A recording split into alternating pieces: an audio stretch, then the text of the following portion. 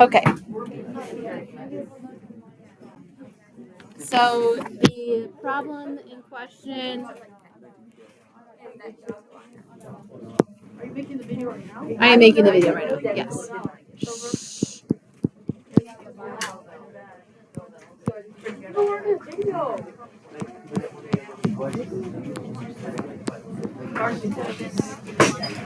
Okay.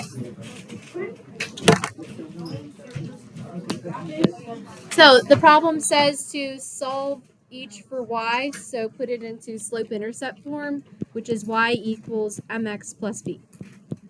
So let's take a look at number 1. If you want to get y by itself, what would you move first? So solving for a variable is all about doing inverse operations. Olivia.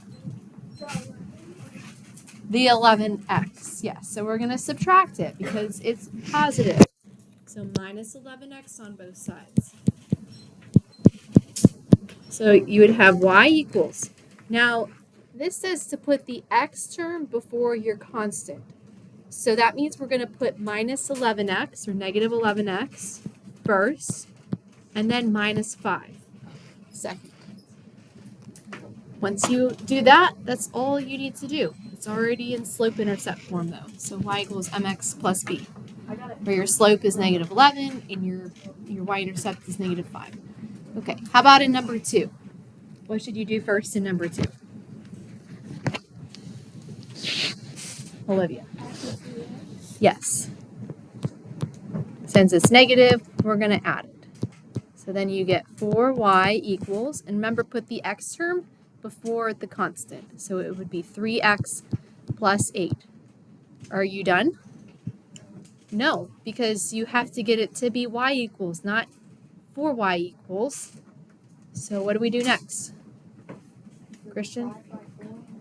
Yes, and with these, since the mx and the b term have to be separated, we're going to divide everything, each term separately by 4. So don't just divide like the 3x by 4, don't just divide the 8 by 4, you have to divide everything by 4. And then you're going to simplify it. So y equals, if it's a fraction, you're going to take the fraction and put it in front as 3/4 x. That way we know our slope is 3/4 because that's rise over run, plus 8/4 is 2. And that would be your final answer. So today's lesson is about rearranging formulas in equation to solve for specified variables. I want everybody to look at the poster that's up on the board over there. Up on the bulletin board. You see the formula in blue, the ax plus by equals c. That's called standard form, which is the form of the equations that we had in our bell work and in the first 3 problems in your notes. So we're going to learn how to get from standard form, or really any form, and then over to the purple box, which is slope-intercept form, y equals mx plus b. Because when it's in slope-intercept form, it is easier to graph it, which is a skill that you're going to be learning in chapter 3 and 4. So right now we're just learning some prerequisite skills to the next chapter, as well as solving for formulas, which is important for all of your future math classes and science classes as well. You have to rearrange formulas to solve for a variable that you need to solve for. Okay, so for your learning goal, you can write, I can rearrange formulas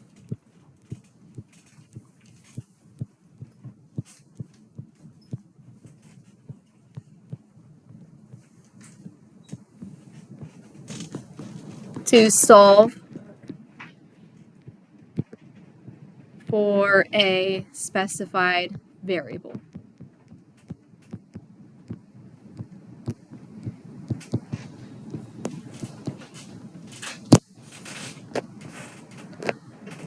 So in the first example, it says to write the equation so that y is a function of x. That just means y equals.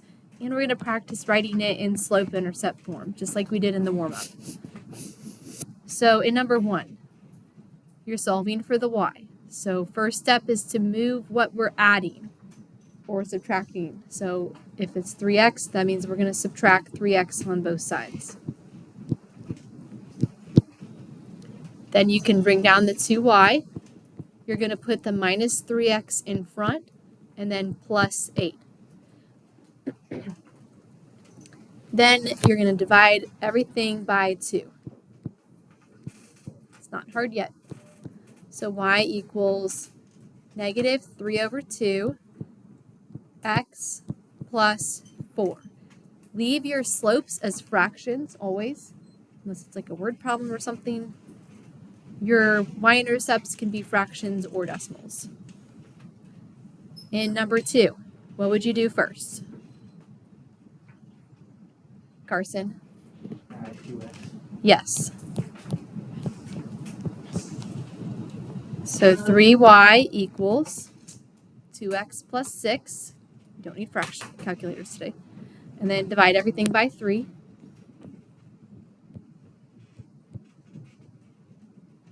To get y equals 2/3 x plus 2.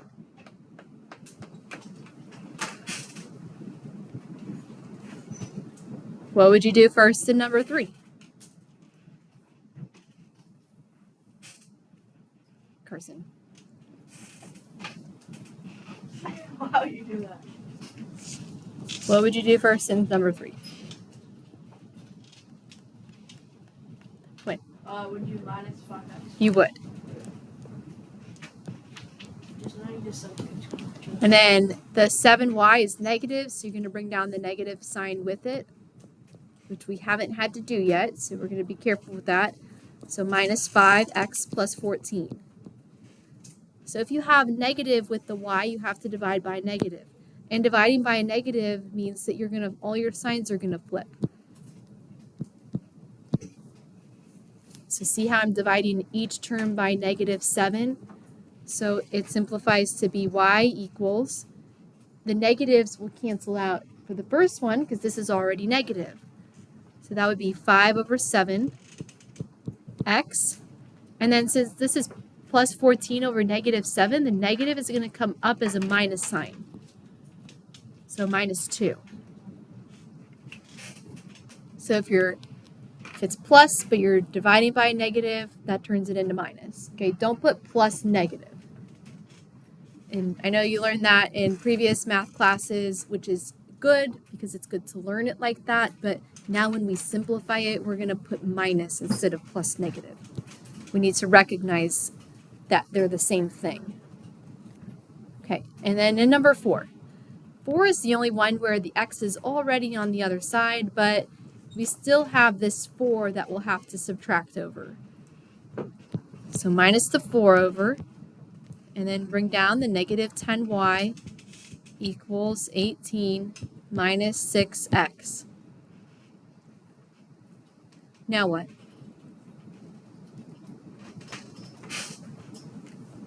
Bella? You would divide everything individually by 10. Negative 10. Negative 10, Yes.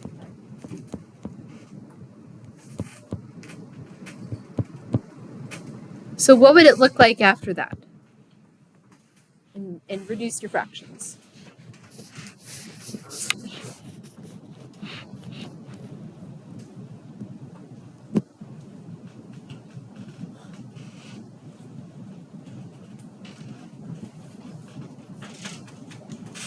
Alex?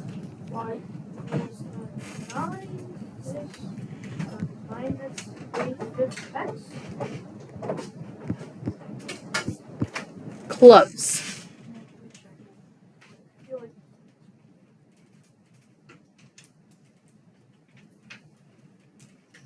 Quinn, what does he need to fix? Wait, what'd you say, guys? Look at the board. Oh, plus 3/5. Because there are two negatives here, they cancel out. and there's a minus sign with the 10 in the front, so this should be negative. So negative 9/5 plus 3/5 x. The only thing we need to do now is make it so that it's mx plus b, so we need to switch the order. So y equals 3/5 x minus 9/5. Since the 9/5 was negative, it becomes minus when you flip the terms around. Okay? And then that's it. Okay, so questions 1 through 6 on your homework. Sorry, it like pulls up the news whenever I press too far over. Numbers 1 through 6 on your homework are about writing them in slope-intercept form like this. Okay, now let's do some examples where you're rearranging formulas and rearranging equations with more than 1 or 2 variables, or where they're just like taking square roots. Okay, so for number 1, this is a formula for volume of like a box, rectangular prism, and you're trying to solve for W. So I'm going to underline W. That's what we're trying to solve for. Right now, W is being multiplied by L and H.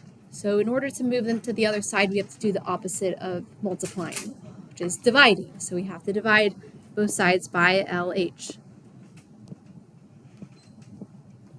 So you'll get W equals capital V over LH. In your homework, make sure if the original problem was lowercase, then your answer is lowercase. If the original problem has the variable uppercase, then you're using uppercase. Number 2, you're solving for K. So what should we do first?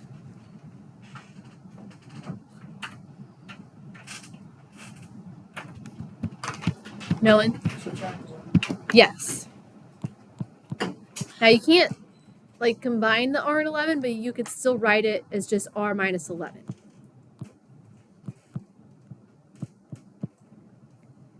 And then you know that instead of dividing by fractions, we multiply by reciprocals. So we're going to multiply by 8/5. Now here's the thing. We're not just multiplying R or 11 by 8/5. We're multiplying the whole thing by 8/5, which means we're going to have to put that in parentheses. And then you'd put the 8/5 in front. So always put your coefficients in front of the parentheses, not after it. So it'd be K equals 8/5 times R minus 11. Does that make sense? Okay. Number 3, you're solving for Y. So right here is Y. You've got negative 6.3x plus 4y squared equals Z. So it's like the other ones. You just have to move this term over, and then we'll divide. Well, we'll divide or square root. We'll talk about that in a second. So let's first add 6.3x over. And get 4y squared equals Z plus 6.3x. So what would you do first? Would you divide by the 4 or would you take the square root?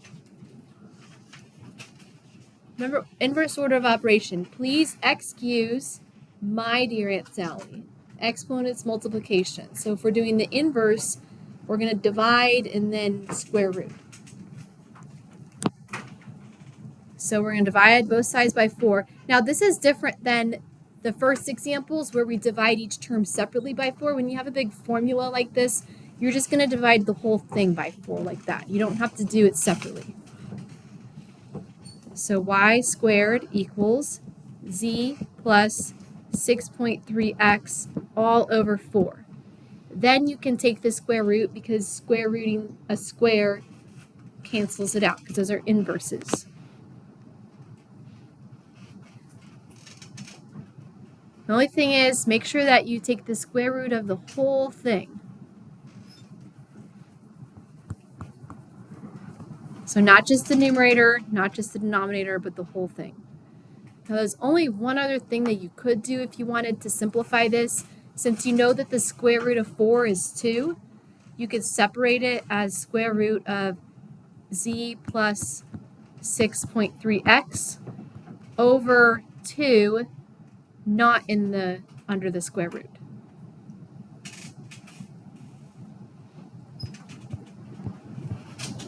For now, I'll take either of those if you have like a big fraction like this. Okay, for number 4. By the way, there is a question like number 3 and 4 in your homework. I mean, and in 1 and 2, but all of the questions in your homework, you should be able to find a similar example in the notes. So number 4, you're solving for n. So right now, n is with m in 2 different spots. So it's when you have more than one variable, it's a like term. So for example, if you have x plus x, that's 2x, right? You can add those together because they're like terms. Similarly, if you have xy plus xy, those are also like terms because they're both xy, xy. So that'd be 2xy. So if I have 2mn over here, mn is my term over here and there. So we can combine those together. Since mn is on this side, though, we'll have to do the opposite by subtracting it. So I'm going to subtract this mn from the 2mn over here. So the next line would be 16 equals 2 minus 1 is just 1 mn minus 8. Yep, and we're going to add the 8 over to get 24 equals mn. Last step. Trying to solve for n. Raylan? Yes. So n equals 24 over m.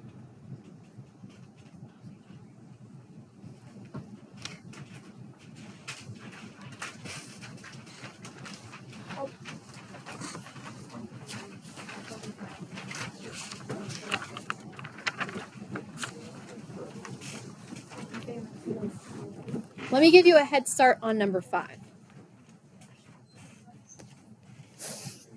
Like the one we did on the other page, but easier.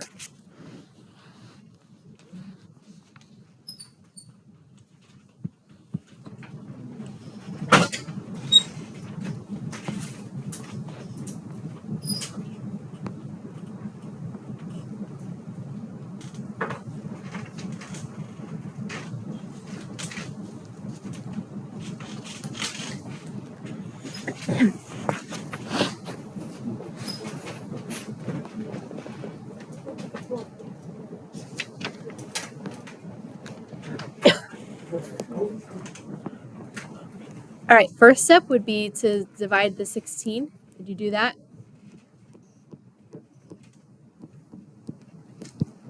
And then take the square root. So final answer would be w equals the square root of t over 16. If you wanted to, since 16 is a perfect square, you could simplify it as the square root of t over 4.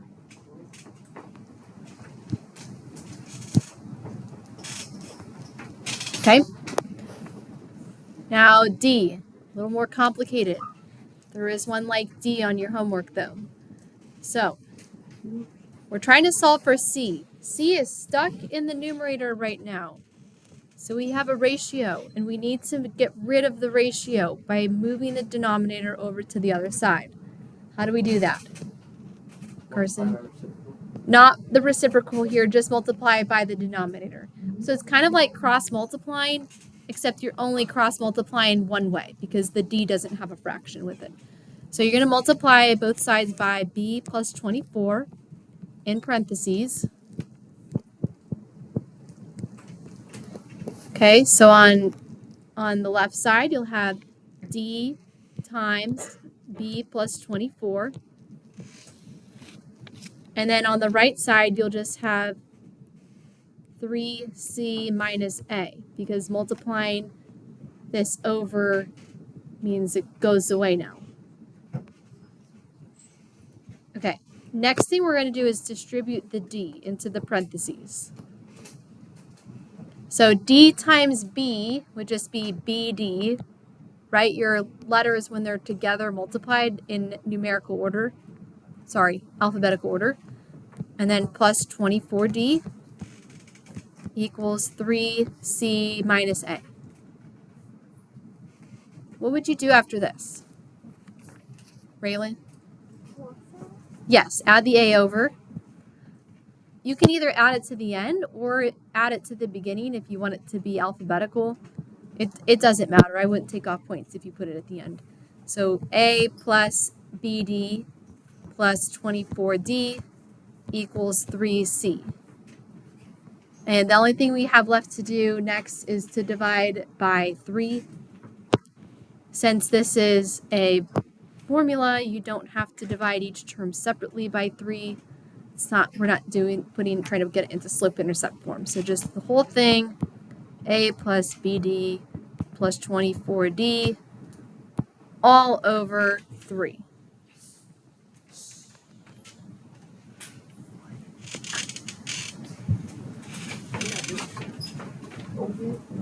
These are kind of fun, right? Like little puzzles. No. Give it a score. Okay, number 7. Solving for Q. Let's see. How about let's distribute, okay? Let's distribute the 7p and get rid of the parentheses because right now the Q is in the parentheses. So we need to get it out of the parentheses. Okay. So 7p times 2q to the third. Don't be afraid. Okay, just multiply the 7 and the 2 together. So that's 14. And which comes first, P or Q in the alphabet? P. So you put P first and then Q to the third. And that's all that is. And then 7P times 64 would be minus 42P equals M. You want to get Q by itself. So first is add or subtract anything. So we're going to add the 42P over. So 14P Q to the third equals M plus 42P. Because we added 42P over. And guess what? We only have one more step. Actually, sorry, we have 2 more steps to do. What's the next step? Carson? Divide by 14P. Just 14P. You know how if it's like Q squared, you take the square root? It's it's Q cubed, so you have to take the cube root. So it'd be Q to the third equals M plus 42P all over 14P. And the inverse of cubing, like I just said, is cube rooting. So do you guys know what a cube root looks like? What? It's like a cube root. It's like a square root, except you put a 3 here. So your perfect cubes mean you have to have 3 of the same thing, 3 of the same factors to bring it out of the root. Okay, so I'm going to get rid of the cube, and then that's my answer. There is a problem with the cube root on your homework. It's not this complicated, but just make sure you use the correct button for the cube root. And number 8. I'm going to give you a few minutes to try number 8.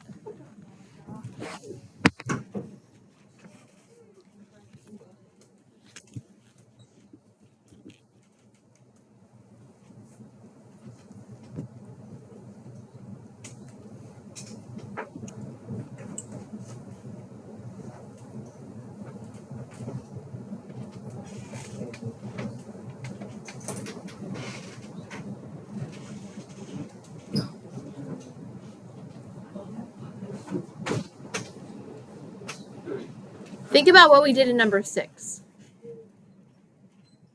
How we multiplied the denominator over.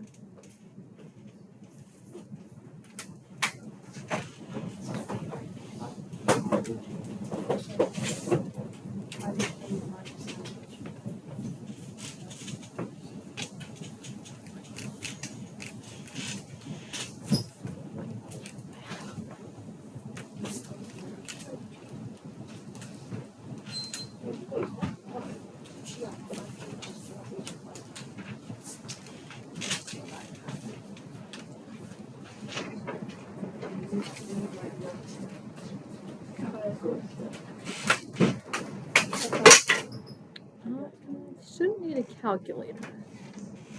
Are you looking at the problem, the next problems?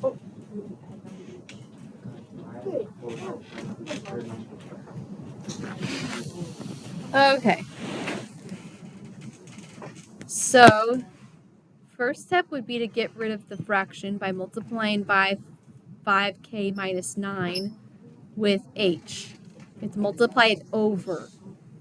So it's 4 equals h times 5k minus 9. Did you do the correct first step? Yeah. If not, that's your first step. You have to multiply the denominator over and put it in parentheses. Next, you would distribute the h. So 4 equals 5hk minus 9h. Then you would add the 9h over.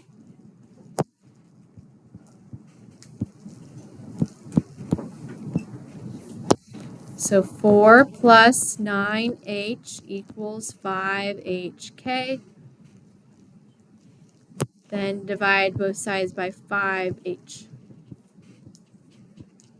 So k, oops, not 5k, 5h. So k equals 4 plus 9h over 5h. Did anybody get it right? Somewhat. Close, maybe? I accidentally got H equals k? Yeah. Oh, okay. What'd you say? If you're multiplying by k, that's what I do. Move the 4? Yeah, I'm multiplying by k. You can't multiply. You have to do what's opposite, though. And since it's 4 divided by 5k minus 9, so hang on a second. So right now, k is in the denominator. You can't solve for it until we get it to be in a numerator. So that would be your first step, is to get it to be a numerator by multiplying it over.